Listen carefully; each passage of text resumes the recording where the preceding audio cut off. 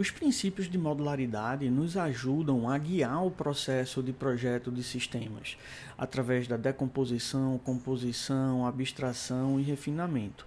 Mas além desses princípios de modularidade, é interessante contar com outros princípios que refinam, dão um detalhamento maior em situações mais concretas do que é que a gente deve fazer quando estiver projetando o sistema, que recomendações devemos seguir. Em particular, vamos ver aqui os princípios chamados de SOLIDX, basicamente essa lista de 5 princípios que estão listados aí em amarelo, né? Mas dependendo do livro, se é um livro que é baseado em linguagens dinâmicas, o Interface Segregation Principle, que é o quarto que está aí na lista, ele não faz sentido porque essas linguagens não têm interface. Então, normalmente o pessoal troca esse Interface Segregation pelo último que a gente vai ver aí também, que é o Demeter, né? Então, para usar ainda esse termo SOLID para representar um conjunto de princípios que detalham um pouco mais e vão além das recomendações dadas pelos princípios de modularidade. O primeiro princípio é esse de responsabilidade única, né, o Single Responsibility, e o que ele diz é basicamente que cada classe no seu projeto, cada classe no seu sistema deve ter apenas uma única responsabilidade, deve focar apenas em um único aspecto,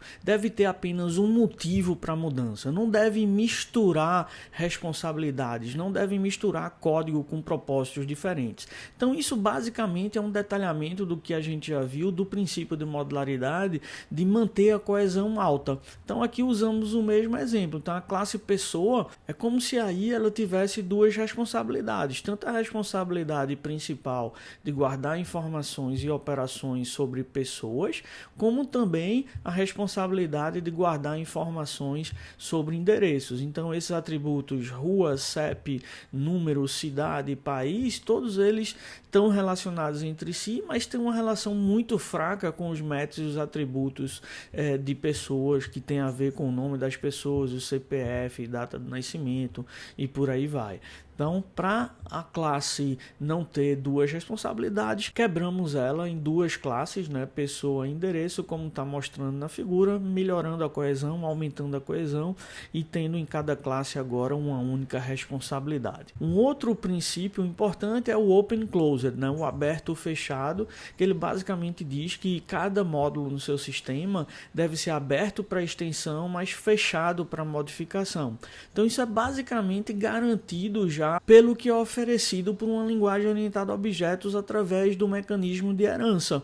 Então aqui a gente está vendo na parte esquerda a classe conta, né, que tem um saldo e operações de crédito e débito, né, e a gente pode estender esse comportamento criando uma nova subclasse de conta, como a gente vê aí no lado direito em cima, né, o código que representa a conta especial, né, que herda de conta e tem um atributo bônus, e toda vez que é realizado um crédito nessa conta, ele calcula, né, ele incrementa um bônus aí, um valor de bônus que vai ser depois transferido para o cliente associado a essa conta de alguma forma. Então a gente diz que a classe conta é aberta para extensão, porque a gente pôde herdar dela facilmente com extends, com o mecanismo de herança da linguagem de programação, e a gente diz que ela é fechada para modificação, porque ela pode ser estendida, o comportamento pode ser estendido sem alterar uma linha de código da classe conta.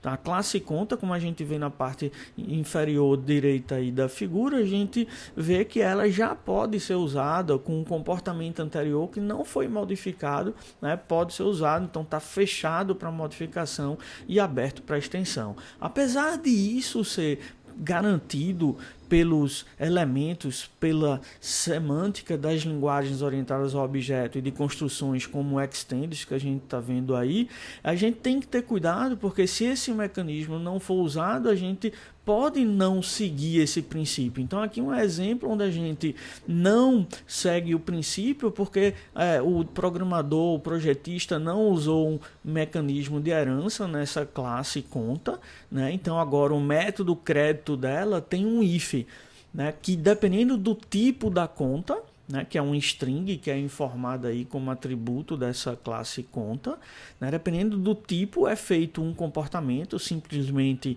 o crédito incrementa o saldo, né, e se não for uma conta básica ele faz outro comportamento. Então nessa situação a gente continua podendo estender a conta através de subclasses e tal, mas a gente não consegue estender o tratamento das contas tratadas pelo banco sem alterar essa classe conta, porque o mecanismo de variação de comportamento da operação de crédito de um tipo de conta para outra, ele está codificado aí nesse if-else, né? Então, se eu quiser adicionar um tratamento para um novo tipo de conta, eu vou ter que alterar esse condicional, botar um novo if aí nesse método, tá? Então por isso que a gente diz que essa classe daí, ela apesar de estar aberta para extensão, no sentido que eu poderia herdar dessa classe, mas o comportamento da operação crédito, ele não está aberto para extensão sem modificação. Então, para eu modificar o comportamento da operação crédito, né, com um novo tipo de classe, eu vou ter que alterar o código dessa classe conta do método creditar. Tá? Então, a gente deve evitar esse tipo de projeto de sistema.